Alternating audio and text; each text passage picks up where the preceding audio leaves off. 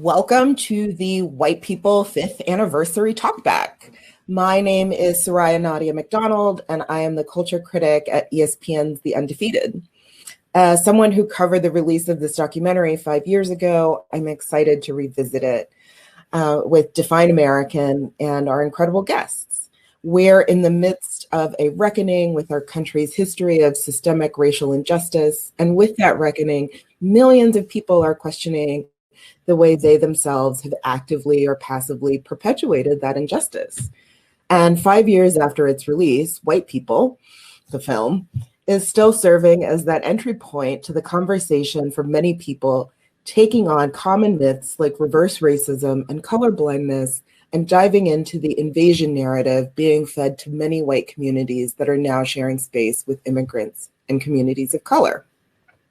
So without further ado, I'd like to introduce our incredible guests. You may remember him teaching white privilege workshops in the film. Join me in welcoming Lucas Neidham, an educator and one of the cast members of White People. Student at the University of Minnesota and the founder of Natives in America, an online literary publication for Native youth. Wes Lowry is a two-time Pulitzer winner and currently a correspondent for CBS and the host of the 60-minute spinoff 60 in 6, which is currently available on Quibi. Journalist, filmmaker, Broadway producer, and the founder of Define American, our host for tonight, Jose Antonio Vargas. I also want to remind all of our viewers that they have a special opportunity to support Define American today. The incredible team at Luminate has given $5,000 to support today's event, and they will unlock another $5,000 if we can get 50 individual donations of any size by the end of this program. We already have over 30 people who have made a donation and just need a few more to reach our goal. Remember, anyone who donates will receive an exclusive video of behind-the-scenes commentary about the White People documentary featuring Jose and the producers of the film. Just text the number on your screen to donate. So with that, let's dive right in.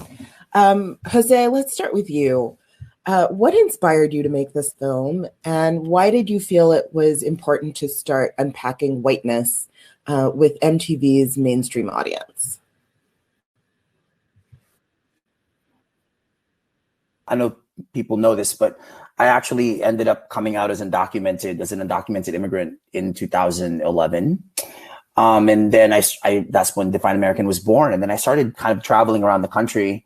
And I was always surprised at whenever people ask me about my immigrant background and where I'm from. You know, as a journalist, that's my training, I then start kind of throwing the question back. So I would go to like universities, and I remember going to the University of Georgia in Athens, and I was actually invited by the college Republicans. So I went, and I remember asking this young white student where he was from, and he said, "I'm American." And I said, "I know, but where are you from?" And then he said, "Well, I'm white." But white is not a country. Like, where are you from, right? So unless you're Native American or African American, two groups of people who are not immigrants, you came from somewhere. And here we are, like, you know, that was in 2012 when that event happened. And I still am not, it's still surprising to me whenever I bring this up, how many white people, especially young white people, have no idea about their own immigration backgrounds and when their families came to this country. So that was really the impetus. And then I wanted to make sure that we did something, as somebody who grew up on MTV, like, you know, when this special aired, I think it was between Catfish and Teen Mom. So we totally got the target audience that I was looking for. So that was the impetus for me of making the film. All right. Wes, Black people and people of color in general grow up having to confront and live with the impact of systemic racism from a very young age. Yet for many white people, their entry point to conversations around racism happens much later in life. Can you talk a bit about that? And do you think we can talk about racial justice or other social justice issues like immigration or land rights for Indigenous people without talking about whiteness? Well, I think it's a good question. I do think that one thing that's particularly difficult is that very often we're having separate conversations. The conversation that one group of people is having is at a PhD level, and the conversation another group of people is having is at a 101 level, and everyone walks out of that conversation remarkably frustrated, right? And so I think that that's tough, and I think that's something that I try to think about and remember as a storyteller in this space and someone who has conversations in these spaces, is that very often I'm trying to meet people where they are in the conversation, while accepting that very often that burden falls on the people of color in a conversation to have to do this educational work, which I think can be really difficult and really frustrating. I don't think we can have these conversations without grappling with the concept and the idea of whiteness. I think that we're still kind of exploring and debating and looking at exactly how that manifests in society, right? And I think there's some open discussion around that. I think that there's also, this is a new idea and a new concept for a lot of white Americans to think of themselves and their race this way. And so it can be difficult, but I think it's important. And I think not just conversation about whiteness, but whiteness as a normative. Right, the reason the band-aids are a certain color, the who we're taught is beautiful and who we're not taught is beautiful. Right, it's this idea that for so many people, we've had to operate in a society, in a world that tells us there's something different or wrong about us from inception. And for another set of people, they've never noticed all of the ways that they're receiving positive reinforcement about their white racial identity. And so I do think that's at the core of a lot of this conversation. And I think the lack of understanding that concept is at the core of a lot of the disagreement and the talking past each other that often happens in these spaces too. Lucas, I would love to learn more about what you've been up to in the past 5 years. How do you feel when you see yourself and your family having an uncomfortable conversation in this film? And what's the status of those conversations? Have they progressed at all since then? Yeah, so thank you so much for inviting me on here. So the past 5 years, I've actually been working at the community college that appears in the film ever since then. This year too, I finally got around to completing my bachelor's degree while working. So I'm kind of looking at my next steps right now, whether that's grad school or exploring some other options. I still do a lot of work with racial justice. I consider an anti-racism commitment to be a lifelong commitment, and I haven't stopped learning more and reflecting on my own white race since then. A couple of months ago, I had a crazy idea. I was thinking maybe what white people need in this country is a millennial social justice Mr. Rogers. So if anyone's interested in collaborating, let me know. Maybe you'll see a GoFundMe and a pilot out eventually. But looking back at the documentary, specifically the section where I have kind of an exchange with my parents, I remember that dinner so vividly. I think it's a little bit awkward for me to watch because it is a very real moment, right? It was reality TV. I was getting choked up there and I was struggling through my words, but I also recognize that I think that was really important for white people and everyone to see that that's okay. Especially like as a man, I'm taught that I'm not really allowed to have emotions that aren't anger. So I experienced vulnerability and displayed vulnerability, and I think I'm proud of that. I also think I look so young in the film. I was 20 years old at that time. I'm 26 now. But as the progression of conversations with my parents, I would like to think that they progressed, but at the end of the day, I really don't know. Like, and I think Wesley kind of talked about it. Like, growing up as a white person, our conversations about race, if they happen at all, are super superficial, and it's so hard to educate someone if they've never had to get more in depth than that. So I do think my parents, they notice race. I do notice them bringing up race more, but I don't totally know where they're at. And conversations with race in your family is a totally different dynamic. Like if I'm teaching a workshop, people see me as somebody who has like knowledge and that I have some authority and I have something to say. But when you're doing it with your family, like that's the person who like changed your diaper. Like it's harder to have a sort of sense of authority, and to have more of a shared dialogue in that sense. At least that's been kind of my experience, and I've heard other anti-racist educators having similar experiences. Congratulations on graduating. That's exciting. Thank you. So I want to turn to Megan now. Megan, during the film, we see Jose visit a school on the Pine Ridge Reservation where we see white teachers experience being in the minority. But white teachers educating Native students with revisionist history isn't really anything new. Can you talk a bit about the roots of that practice, and the impact that revisionist history education has on all students, in addition to students living in the majority in Native communities? Yeah, absolutely. You know, I'm an enrolled member of the Oglala Sioux tribe and an educator, and many of the students that I work with are coming from predominant Native communities or majority Native communities. And some of the things that I think are really central to our methods of teaching are the idea that Native people predate America. We had ways of knowing and ways of teaching that were central to who we were as Lakota or Indigenous people. So teaching was always a part of our way and living and learning.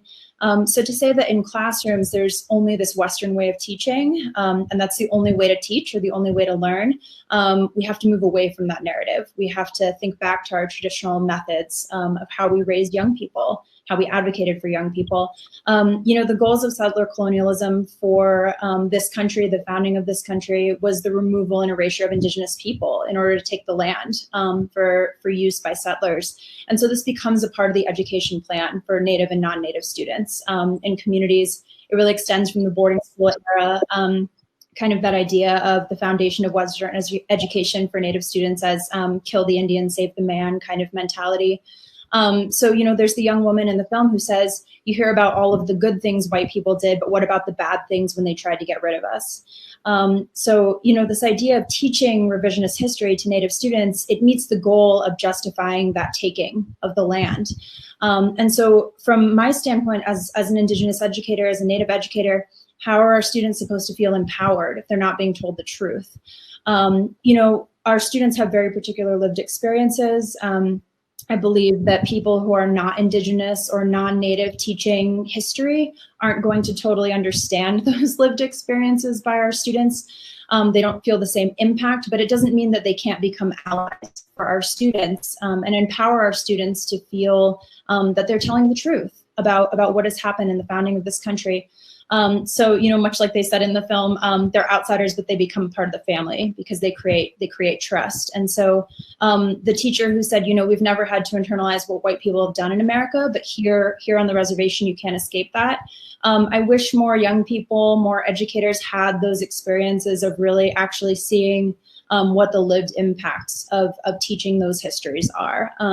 And so, you know, moving forward, I hope that there are more conversations about how do we look backwards and start telling the truth with regards to the founding of this country and the history, the true histories of what Indigenous people have lost. Jose and Lucas, there was a lot of controversy around the film when it first came out. Many like center and right-leaning folks were outraged at the audacity of you to make a film called White People. Meanwhile, people in progressive circles criticized it for not diving deep enough. If you could film, you know, White People Part 2 today, where would you take the conversation this time? First.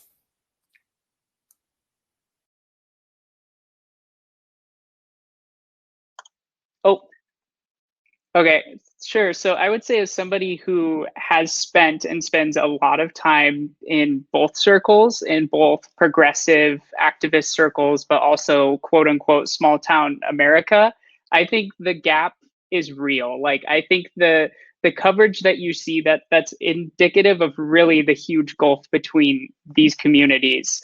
I would say specifically within like small towns, there's still a ton of color blindness in many different variations. I hear so often in my conversations with white people from these smaller communities, they believe the very act of seeing race is racist. And that's where a lot of people are at. If I would say if going back and making white people too, what I would do is I would really do kind of what I do to conversations about race that I have now as I've developed my thinking. I think it's really hard for white people to understand systemic racism when we're not taught to think in like systems. You know, a lot of white people really just think that when I say racism, it's one person who looks different from another person being mean to each other. They don't understand the larger systemic part. And so I really try to ground my anti-racist work in getting white people to understand systemic racism. And I also see a lot of white people get caught up in race as like the biology of race versus the social construct of race. I think the language of social construct really confuses a lot of people, but I also think it's really important to understanding race. So that's how that would be my white people too. I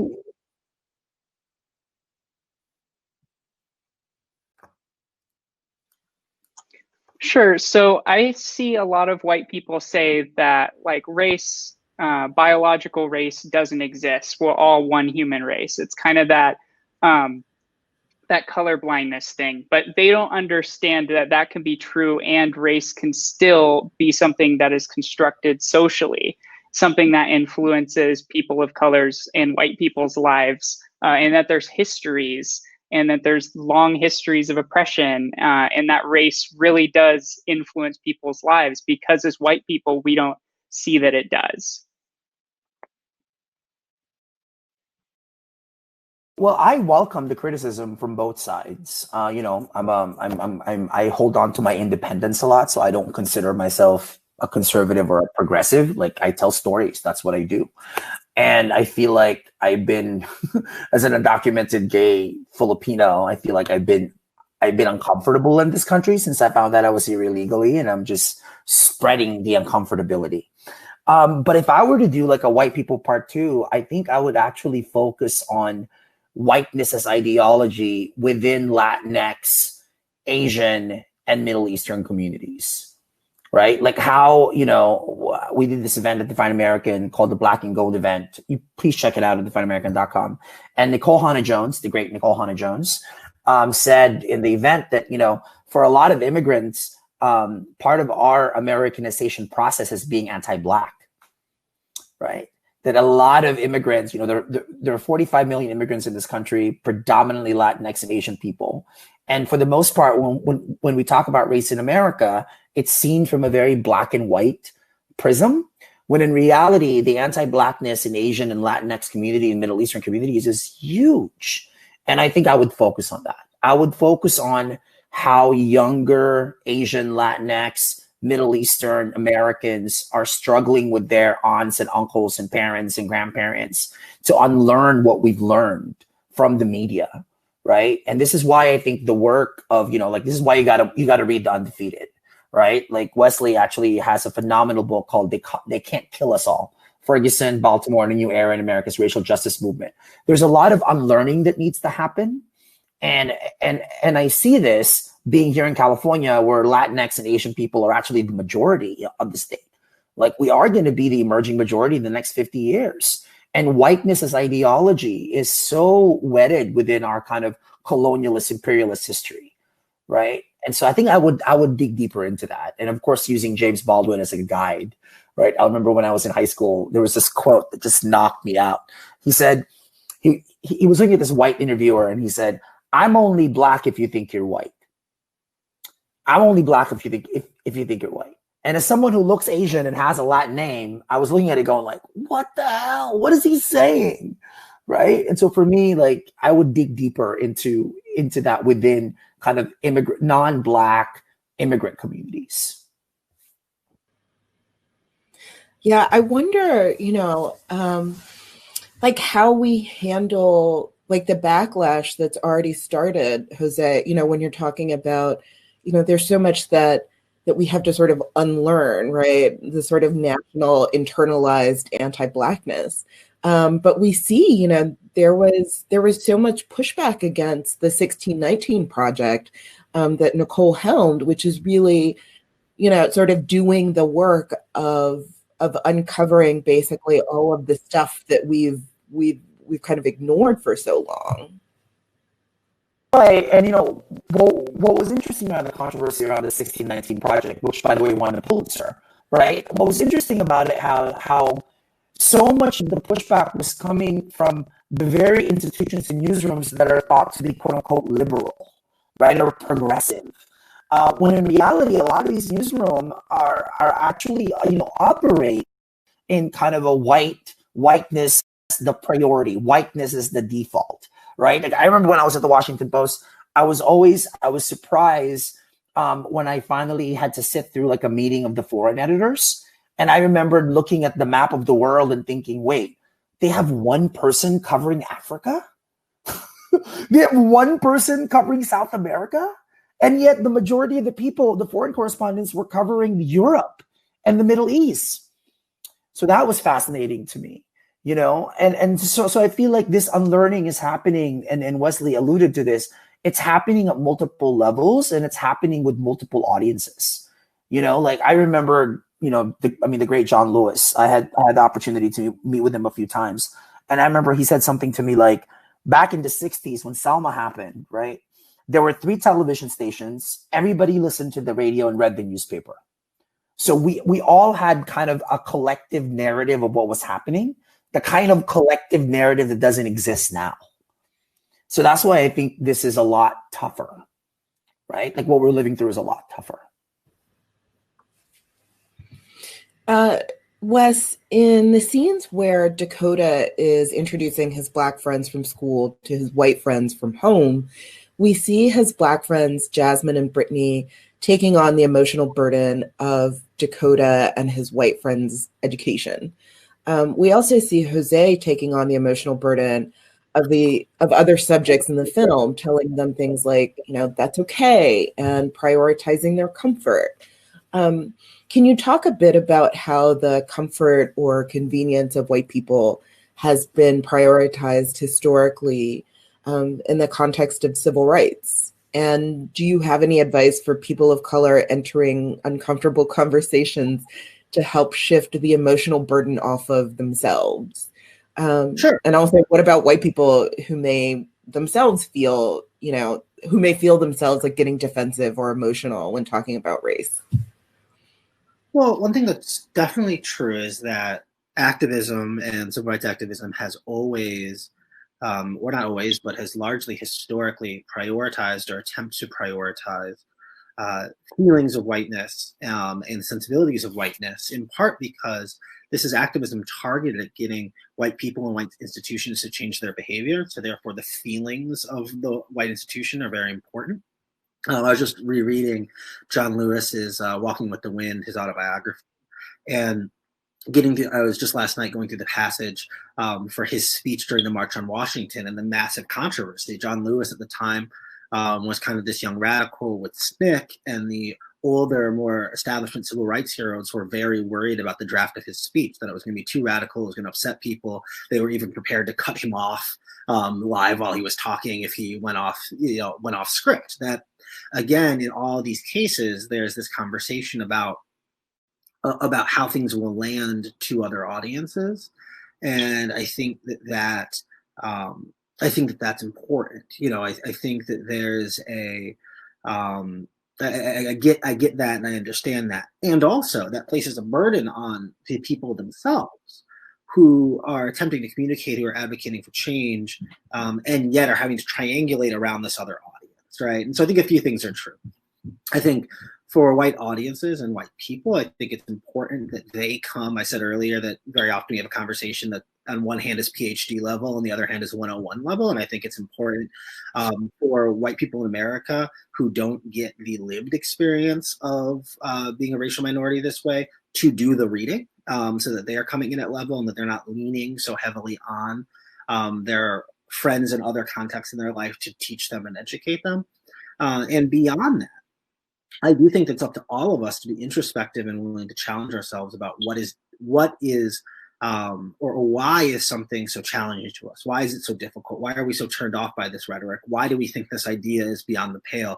And because sometimes it's because we've never dared to think about what something might look like, right? That just because something feels different does not in fact mean that it is wrong or not right or off, right? And I think that that's something that's very difficult, is sometimes we all bring so much of ourselves, including and especially perhaps white Americans or men or people who are heteronormative, right? That we see so much of ourselves as the standard that any deviation of that suddenly feels very threatening to us, and we get very defensive. And I think that's something that we all have to actively work to combat. Yeah, I would say like one of the, I think, best resources that I've seen recently sort of emerge to kind of deal with this is this app called Your Black Friends Are Busy, which basically lays out like films and books and essays, like anything you could possibly imagine, to basically sort of add to your media diet as you're getting more knowledgeable about race and racism.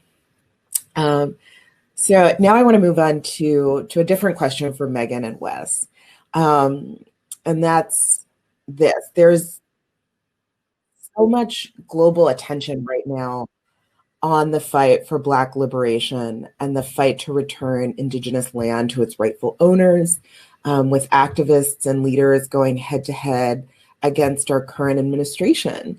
As people who have been deeply immersed in this work and dedicated your careers to it, what lessons do you offer to the millions of non-Black, non-Indigenous people who are getting involved for the first time?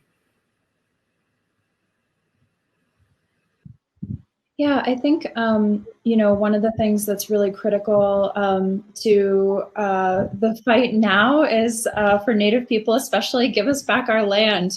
We're ready to have it back. You haven't been paying your rent, and we'd like for it to be returned for us. These are our traditional homelands. I really laugh in the film when that young man says, you stole our land and you won't even let us go to the bathroom, to his teacher. I think we really need white America to understand that we're still here. We still practice our cultures. We speak our languages. And we survived systems of Western education despite you. We need white America to understand that without the violent and illegal occupation of our land, this country wouldn't exist. And to understand that we have a spiritual, cultural, and emotional connection to that land. So I really empower allies to join us in the fight to talk about land and returning land to Indigenous communities so that we can empower and educate the next generation of young people who want to be a part of that. I have flowers growing outside of my home here in the Black Hills that we make tea out of. Lessons like that our young people can really feel excited about and get to know really who they are and the foundations of who they are. But I really, ask people to learn the tribal communities that are closest to their hometowns, to the cities that they've moved to, understand the names of towns, which are quite often Native names or derived from Native languages. And if you don't know anything about the true history of the country, start reading Native and Indigenous people, historians and writers and activists and advocates who have written books and articles about the truth. And really start paying attention to young people. They're the next generation. This documentary was filmed on young people and the power of their voices. And as an educator, most importantly to me is we need to start passing Native people the microphone when it comes to land rights and environmentalism issues.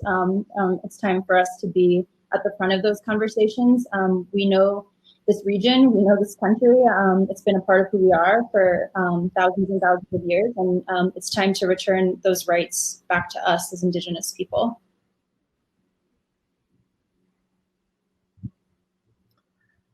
Well, I just want to make sure I remember the framing of how you'd frame that question, Soraya.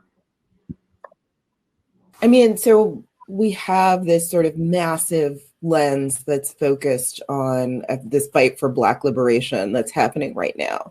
And that's something that you have been chronicling, for years at this point. What lessons, would you say you can offer to non-Indigenous or non-Black people as they're sort of getting involved with this work, with, protesting, with educating themselves for the first time? Well, I think that, I've said this now, I think 2 or 3 times, but I keep going back to it because I do think it's really foundational and very fundamental, is none of these conversations, none of this interaction is new, right? Just because a conversation is new to you does not mean that it is new in general, right? And so very often we have folks who are encountering this conversation for the first time, and they think they've come up with the smartest counterintuitive, they're like, well, wait, but what about Black on Black crime? And you're like, all right, bro. So back in 92, when so-and-so wrote this, like that, these conversations have been happening, and this is a field of study and expertise, not a field necessarily of, or not, should not be a field of emotion, right? This is something and feelings, that rather this is about a societal construct. People have been researching and writing and documenting and thinking about this as long as there have been people of different races and ethnicities in our society. And I think that, so sometimes just doing that reading and doing that engagement, I think, is extremely important. I think what's also true is centering the experiences and the desires and the wants of the people you're talking about, right? And so I think that's extremely important, be it Native folks, be it Black Americans themselves, be it the folks in a given neighborhood that you are talking about or saying things need to be changed, right? And being willing also to defer sometimes to those experiences directly, and also sometimes to the divergent political and tactical beliefs within those spaces, right? We've probably all been on a panel before where like some white lady who's read a book wants to tell us why we're all wrong about all these things, right? And it's not that she's read the wrong book necessarily. It's that we all amongst ourselves have disagreements and different tactics and different and so therefore I think it's important at times to comprehend that there's not going to necessarily be a one-size-fits-all response, even from people in this space with shared politics or similar politics, and still being willing to be deferential to people when they speak of their own experiences. I need to come back to you for a second just to ask, I know you suggested reading books by Native scholars and historians. Are there any that are sort of at the top of your list when you think of those? I always recommend, especially if you want to know more about the community where I'm from. My own mother, Dr. Delphine Redshirt, is an author who's written 3 books. She has a memoir called Beat on an Anthill, Lakota Childhood, and so I always recommend her book to people that I get to know and care about. There are many, many fantastic Indigenous authors that exist. There are full reading lists, really amazing scholars that have compiled reading lists. I think it's really important to be community specific. So I can recommend authors that are Lakota people that are foundational to my ways of knowing or my ways of understanding. But I think one of the really important things to center in identifying Native authors or Native writers is knowing what their tribal backgrounds are, or knowing what their perspectives are or their privileges are. And if you're trying to learn about the particular community that you're from, or that you live in, the city that you live in, get to know the tribes that are in the surrounding area, and then seek out authors or advocates who are writing from those communities and from those perspectives, because you'll have a really strong understanding of your home, the home that occupies Indigenous land. And so I always try to center sort of the Lakota perspective, but there are 573 federally recognized tribes in the U.S., hundreds that are unrecognized, hundreds more that continue to exist and fight for their own rights and their own issues. So I think it really kind of stems from what are you interested in knowing more about, and what are the voices from that local community, because being tribally specific, especially for us as Native people, is critically important. So I really encourage you to do research. If you need direction or guidance, I'm always happy to help folks on Twitter. So I'm always happy to be an advocate and help identify other strong Indigenous voices. Thank you so much for reminding us about the power and importance of specificity.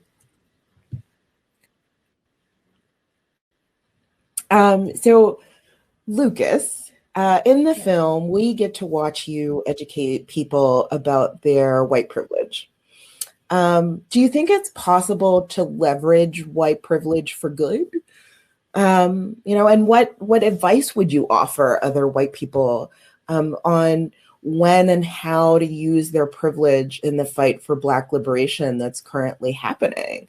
I think we're seeing this like in Portland right now, right, where you have these suburban moms who are sort of linking arms and facing off federal law enforcement. But I've also seen some pushback from the way that story has been framed, in sort of its novelty, as if we haven't seen angry, or despondent Black mothers over and over again. So how do we kind of wrestle with those things? Yeah, so I would say, I think the question's a little bit tricky because I think as white people, we have to recognize that our privilege is because of the oppression of non-white people, that relationship is intertwined. And I think as white people, we just have to start recognizing the fact that we hold a disproportionate amount of power in our society and that we're overrepresented in decision-making bodies, in the government, boards of directors, and C-suites, and businesses, and education system boards, and nonprofit boards across the board. And also just recognizing that we hold a disproportionate amount of wealth. The racial wealth gap is huge. And I think we have to start to recognize that because of this, we're not exempt from these conversations. We can't really continue to excuse ourselves from conversations about race. Because we're so integral to how this system exists and continues to exist. And my second piece of advice, I would say, we've already touched on a little bit here, but white people, let's take the time to educate ourselves. There is more resources available now than there ever has been before. I've heard at least 5 to 10 mentioned in this stream alone. In the age of streaming media and the internet, there's really not a great excuse for not understanding the history of white supremacy and racial injustice in this country. And my third piece of advice is I would say really ground your work within your local context. Get to know the legacy of white supremacy where you live. Where I live in Bellingham, not even 100 years ago, there was a KKK rally and parade that went through Main Street, and that ended with the mayor of the town giving the key to the city to the KKK. And I know so many people that live here that don't know that. So many people that think that we're some sort of progressive haven. Not even one block from where I'm broadcasting right now, there's this house that belonged to an early colonizer of this land who eventually went off to go fight in the Civil War for the right to enslave and own other people as property. And we honor his house as a historical landmark, and we named a bridge after him. And I think it's so important for people to realize that there's no geographic place in this country that is not touched by white supremacy and colonialism. And in white communities, I'm up here in the Pacific Northwest, we're always kind of yeah, there's just not a lot of people of color here. But if you dig more into the statistics of that, you'll start to realize that that's not true. Where I'm in Bellingham, I think the most recent census data was it's 82% white, but some neighborhoods are only 65 to 70% white. So when people say that people of color don't live here, one, that's not true. Second of all, there's a history that you don't know about that's probably causing that. It's not that people of color don't like beautiful mountains like we have up here in Bellingham. And I would also just echo the sentiment of getting to know the indigenous communities where you live, get to know the tribes that are near you. I live on Coast Salish territory. There's the Lummi, or Lactamish, there's the Nooksack, the Simiamu, the Swinomish. These tribes are here. They have events. They invite us white people to these events. We could go, we could learn more, we can build relationships, and we can acknowledge our history and our impact. And I think like my last piece of advice for white people who want to get involved in anti-racism is understanding that it will probably look different for each of us. I mean, we always have to ground ourselves in understanding and education, but we have different access to resources and power. I think I saw like within ourselves as well. I think I saw like a meme not too long ago where it was like everybody's got that racist uncle, but for some of us, that racist uncle is like the county judge, you know? So understand what you can do with the power that you hold and the strengths that you hold to combat white supremacy and engage in anti-racism. And one just quick thing, this is kind of somewhat unrelated. I wanted to give a birthday shout out to my friend Farron, who appeared in the documentary. She was one of the participants in my workshop. She's one of the voices that you hear that's reading a privilege. So I just want to say happy birthday, Farron.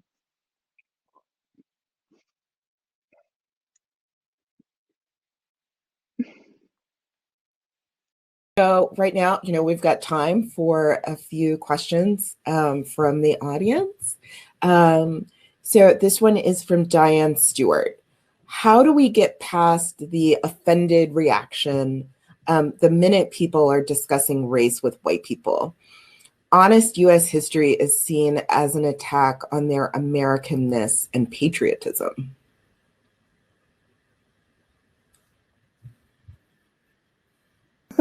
I guess the first thing for me to kind of point out to is humility. I think that's, we are someone can say that what we're living through right now is a racial reckoning, but I feel like what we're living through is this, for the first time, really understanding the root causes of how we got to where we got. And that's going to take a lot of humility and knowing what you don't know. And that everything you thought of as the norm or the default or the mainstream, or even like the term majority. I remember when I was a kid, I'm here in the Bay Area now, and the Bay Area, the San Francisco Bay Area, was actually the first region in the country to be minority majority. And I remembered like being confused early on about, wait a second, so like if we're quote unquote the minority, but like numerically there's actually more of us. So then what does that mean? Like to me, even like the terms we use, the definitions we use, all of that to me now is being questioned. And I think this reactive, this knee-jerk reaction to always be offended, right? The fact that people think that the very discussion of racism and race is already racist. I think that's what we have to move beyond, right? Like this is what's happening right now is way bigger than like your hurt feelings and your uncomfortable emotions. Like we all have a role to play, especially white people, right? That in many ways we have to unlearn so much that white America has taught us, and we need to do it together.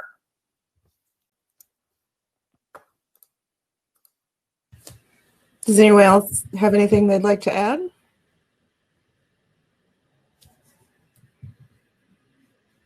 Okay, I'm going to move on to our next question. So this is from Jason Haynes. Jason asks, as we understand anti-racism rather than not being racist, can you provide some tools or insights into speaking with family and hometown folks?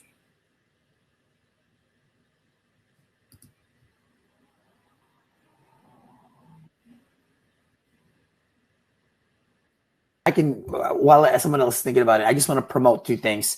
When you go to the Define American website, we actually have a guide for uncomfortable conversations around anti-Blackness among immigrant families, right? It's a really good kind of just basic guide as to how to talk to your uncle or your aunt or your cousin or your grandmother or your dad or your mom who kind of, who grew up in this country. Again, part of their Americanization process is rejecting Blackness and trying to achieve quote unquote whiteness. So we have that. And then also on the page where this is actually screening right now, we actually have a discussion guide that really takes what we've done, when the film aired 5 years ago, it really goes deeper into how you can use white people as a primer, as an entry point to have deeper conversations. So those two study guides, so those two guides are on our website. So please check them out.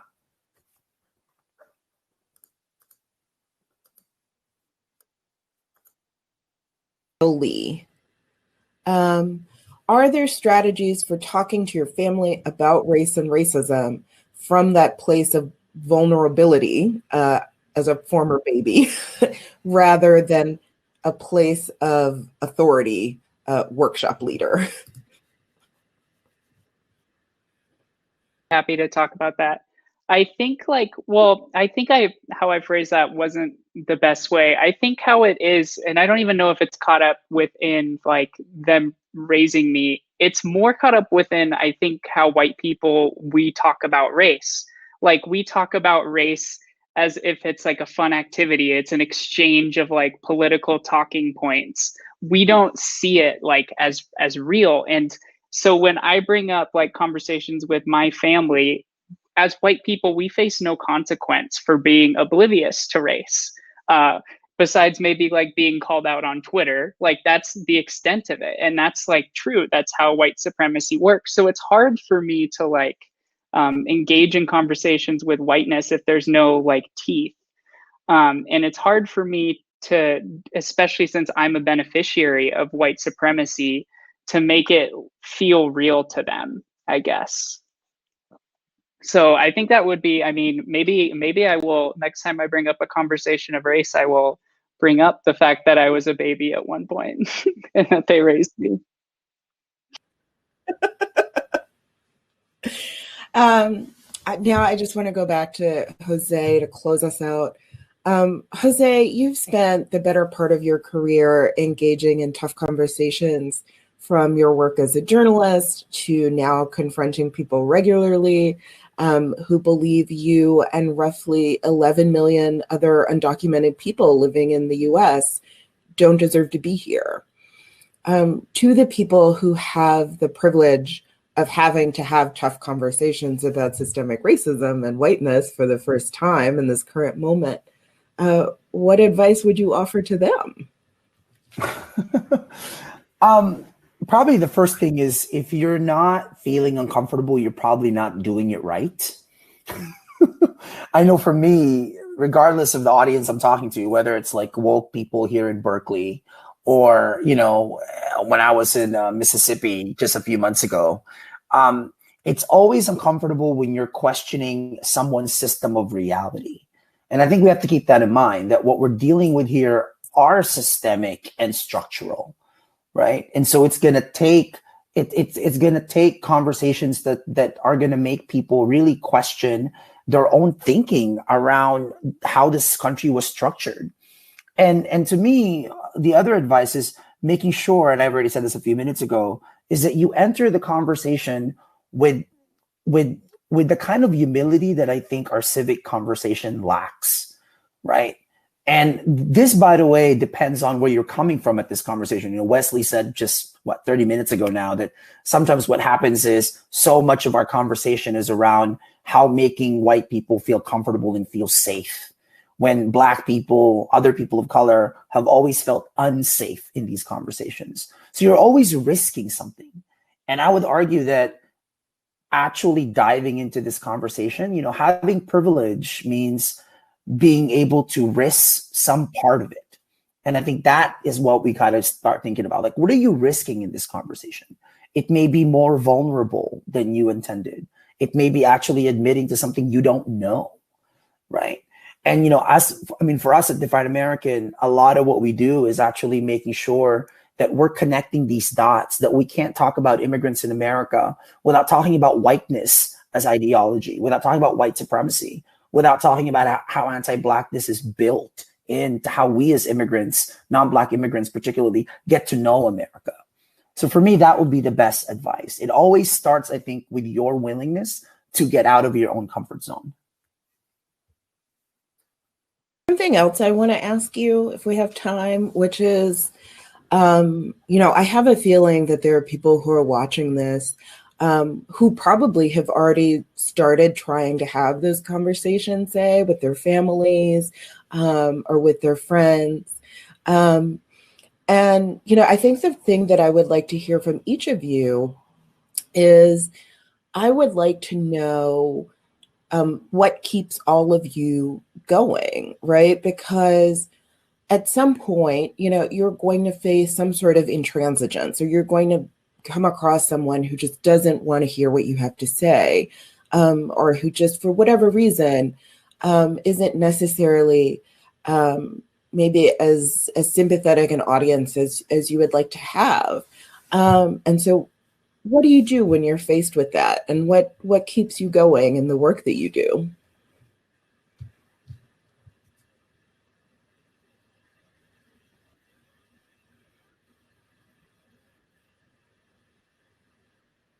I get to work with young people every day, and I get to see the next generation, and they're all Black, Indigenous, and people of color identifying. And I think that that's really, I'm very lucky in that way that I get to see the next generation and the impact that these conversations are having on their own self-worth and identity. And I think that sometimes, as was mentioned before, it can feel very heavy to feel like you're having difficult conversations with people that don't understand the perspective that you're carrying, or other communities that you're advocating for are carrying.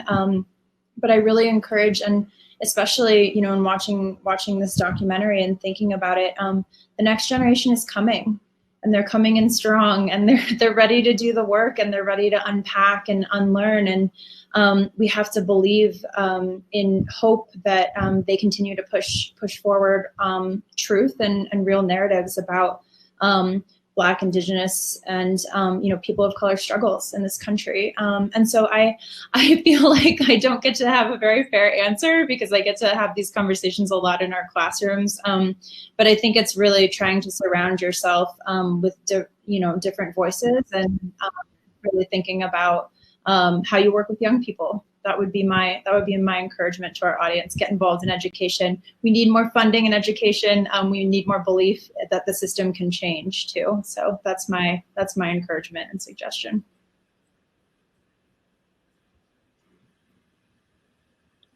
Add on to that I do definitely think that educational component is really important, and there are lots of ways that folks out there can involve themselves and directly involve themselves. And I think that is really important, because I think so often just a handful of us end up doing that work and that labor that can become exhausting. I think in the journalistic and the newsroom context, there's this thought of, well, there's a handful of reporters, a handful of writers, they write about these things, and it's no one else's job to do that. And what I would suggest is that, race in America is a construct and is a societal force the way any number of other things are. And it's not something that can be handed off to one or two people, right? It's not one writer's job to cover race, right? That in fact, if we are writing about anything, if we're teaching about anything, we should be thinking about how race has impacted that thing that we're writing or teaching about. And so again, this is something that kind of permeates our society and our culture. And so therefore, I think it's extremely important for all of us to be engaged in it, as opposed to kind of setting that work aside to a certain set of people.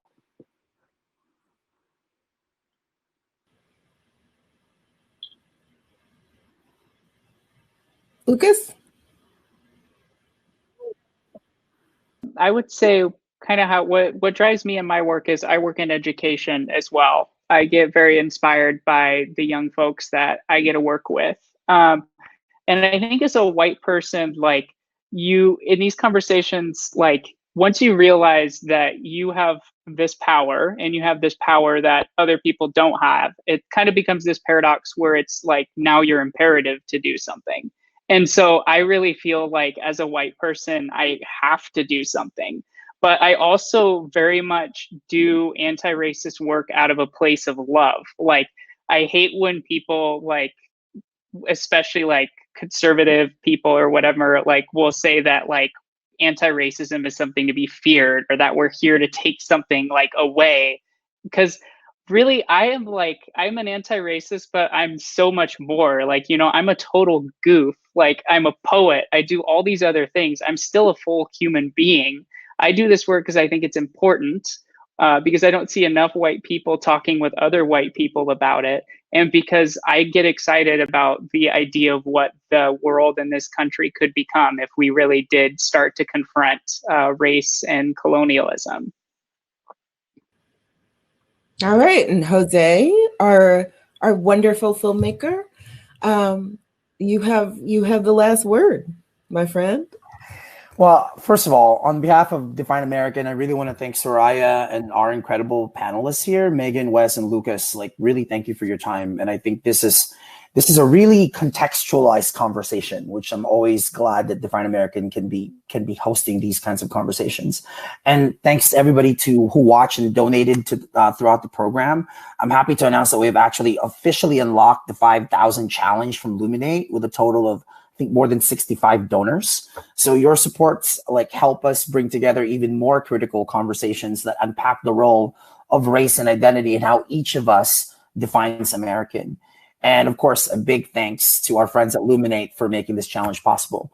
So thank you. And I hope that this conversation is useful, and thankfully you can watch it whenever you want and share it with whoever you want it with. So thank you again for having us.